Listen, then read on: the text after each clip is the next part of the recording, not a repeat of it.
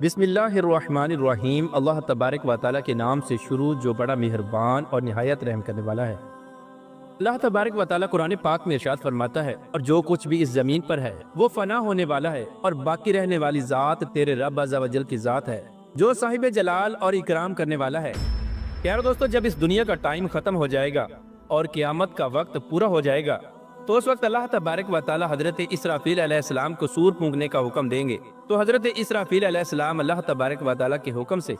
سور پھونکیں گے اور یہ دنیا تباہ و برباد ہونا شروع ہو جائے گی۔ لیکن دنیا کی اس تباہی سے پہلے ایسی بہت ساری نشانیاں ظاہر ہوں گی کہ جس سے ہر انسان کو یہ پتہ چل جائے گا کہ اب یہ دنیا ختم ہونے والی ہے اور اس کائنات کا سب کچھ فنا ہونے والا ہے۔ قرب قیامت میں ظاہر ہونے والی ان نشانیوں میں سے آج بہت ساری نشانیاں مکمل ہو چکی ہیں، اور اب وہ وقت دور نہیں کہ جب قیامت کی بڑی نشانیاں ظاہر ہوں گی اور قیامت قائم ہو جائے گی۔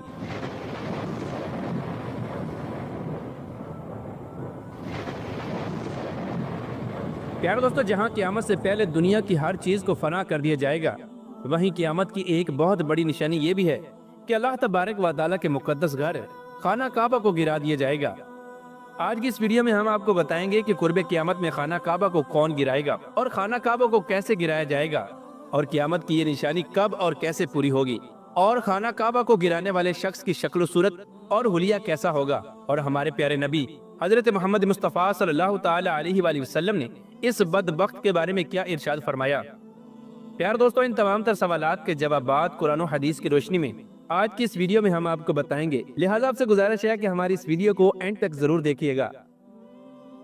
پیار دوستو، خانہ کعبہ اللہ تبارک و تعالیٰ کا وہ مقدس گھر ہے کہ جس کی بنیاد اللہ تبارک و تعالیٰ نے اس وقت رکھی جب اس روئے زمین پر نسل انسانی کی بنیاد رکھی گئی اور حضرت آدم علیہ السلام اس دنیا میں تشریف لائے۔ پیار دوستو، اس روئے زمین پر سب سے پہلے حضرت آدم علیہ السلام نے اللہ تبارک و تعالیٰ کے مقدس گھر خانہ کعبہ کی تعمیر فرمائی، اور آپ کے ساتھ اللہ تبارک و تعالیٰ کے سب سے مقدس اور مقرب فرشتے حضرت جبرائیل علیہ السلام بھی تھے۔ اس طرح حضرت آدم علیہ السلام اور حضرت جبرائیل علیہ السلام نے مل کر سب سے پہلے خانہ کعبہ کی تعمیر کی۔ اس بات کے اندر کوئی شک نہیں کہ اللہ تبارک و تعالیٰ نے اپنے مقدس گھر خانہ کعبہ کو بے شمار نعمتوں اور فضیلتوں سے نوازا ہے، اور خانہ کعبہ کے اندر ہر وقت اللہ تبارک و تعالیٰ کی بے شمار تجلیات اور رحمتوں کا نزول ہوتا رہتا ہے۔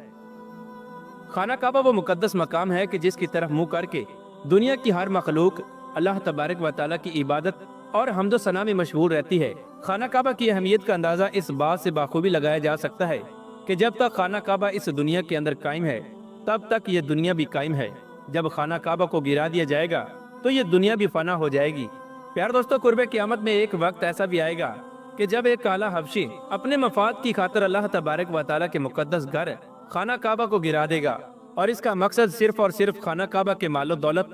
اور خزانوں کو حاصل کرنا ہوگا، اور یہ شخص دو چھوٹی پنڈلیوں والا کالا حبشی ہوگا۔ یہ شخص خانہ کعبہ کے غلاف کو اتار دے گا اور اس کے ایک ایک پتھر کو اتار دے گا، جیسا کہ قرب قیامت میں پیش آنے والے اس منظر کی طرف اشارہ کرتے ہوئے ہمارے آخری نبی حضور اکرم صلی اللہ تعالی علیہ وآلہ وسلم نے ارشاد فرمایا کہ اہل حبشہ کو چھوڑے رہو کہ جب تک وہ تم کو چھوڑے ہوئے ہیں، کیونکہ کعبہ کے خزانوں کو سوائے اس حبشی کے اور کوئی نہیں نکالے گا۔ حضور اکرم صلی اللہ تعالی علیہ وآلہ وسلم نے ارشاد فرمایا کہ قرب قیامت میں ایک چھوٹی پنڈلیوں والا حبشی خانہ کعبہ کو گرا دے گا، اور بخاری شریف کی احادیث کی یہ الفاظ ہیں کہ ہمارے آخری نبی حضرت محمد مصطفیٰ صلی اللہ تعالی علیہ وآلہ وسلم نے ارشاد فرمایا کہ میں اس حبشی کو دیکھ رہا ہوں کہ وہ کالے رنگ والا ہے اور چوڑی ٹانگوں والا ہے، اور خانہ کعبہ کے ایک ایک پتھر کو اکھاڑ کر پھینک رہا ہے۔ حضور اکرم صلی اللہ تعالی علیہ وآلہ وسلم نے اس حبشی کے حلیوں کو بیان کرتے ہوئے ارشاد فرمایا کہ اس کے سر پر بال نہیں ہوں گے اور اس کی ٹانگوں میں ٹیڑھا پن ہوگا، ایسے معلوم ہوگا کہ اس کے جوڑ اپنی جگہ سے ہٹے ہوئے ہیں۔ حضور اکرم صلی اللہ تعالی علیہ وآلہ وسلم نے ارشاد فرمایا کہ یہ شخص خانہ کعبہ کو لوہے کے ایک آلے سے شہید کرے گا۔ پیارے دوستو، یہاں سوال یہ پیدا ہوتا ہے کہ خانہ کعبہ کو آخر کب گرایا جائے گا، اور ایسے کون سے حالات پیدا ہو جائیں گے کہ جس کی وجہ سے خانہ کعبہ کو گرا دیا جائے گا،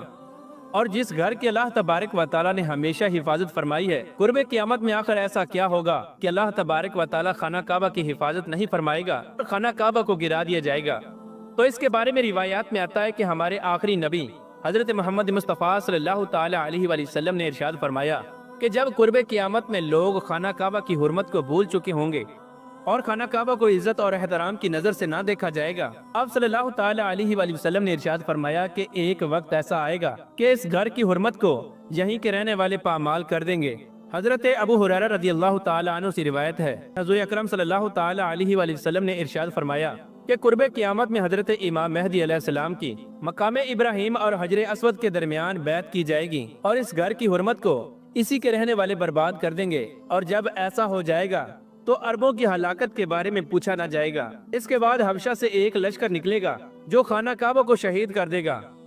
اس طرح خانہ کعبہ کے شہید ہونے کے بعد اللہ تبارک و تعالیٰ کا یہ مقدس گھر دوبارہ آباد نہیں ہوگا، اور حبشہ سے آنے والے یہی لوگ خانہ کعبہ کے خزانوں کو لوٹ لیں گے۔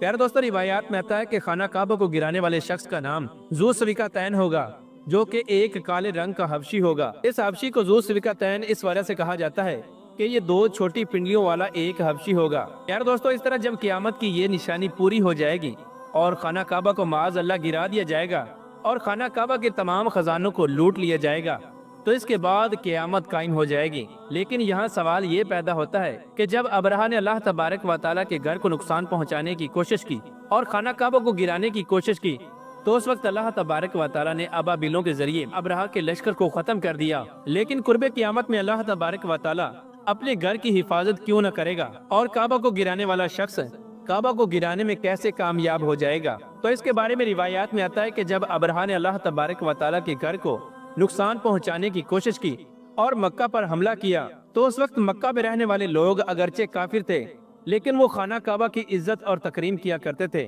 اسی وجہ سے جب اس دور کے لوگوں نے خانہ کعبہ کو حرمت دی اور خانہ کعبہ کو عزت و تکریم کی نگاہ سے دیکھا، تو اس وقت اللہ تبارک و تعالیٰ نے خانہ کعبہ کی حفاظت فرمائی اور ابابیل کے ذریعے ابرہہ کے لشکر کو ختم کر دیا۔ لیکن قرب قیامت میں جو حبشی خانہ کعبہ کو شہید کرے گا، وہ خانہ کعبہ کو شہید کرنے میں اس وجہ سے کامیاب ہو جائے گا کہ خانہ کعبہ کے مقامی لوگ ہی جو اس وقت مکہ مکرمہ میں رہتے ہوں گے، وہ مکہ مکرمہ کی عزت اور تکریم نہیں کریں گے اور اس کی عظمت کو پامال کر دیں گے، اور اللہ تبارک و تعالیٰ کے مقدس گھر خانہ کعبہ کو عزت اور تکریم کی نگاہ سے نہیں دیکھا جائے گا، اور نہ ہی اس دور کے اندر خانہ کعبہ کی تعظیم کا خیال کیا جائے گا۔ اس طرح جب لوگ خود ہی اللہ تبارک و تعالیٰ کے گھر کی عزت و تکریم کو چھوڑ دیں گے، تو اللہ تبارک و تعالیٰ بھی اپنا دست قدرت مکہ مکرمہ کی سرزمین سے پیچھے ہٹا لے گا۔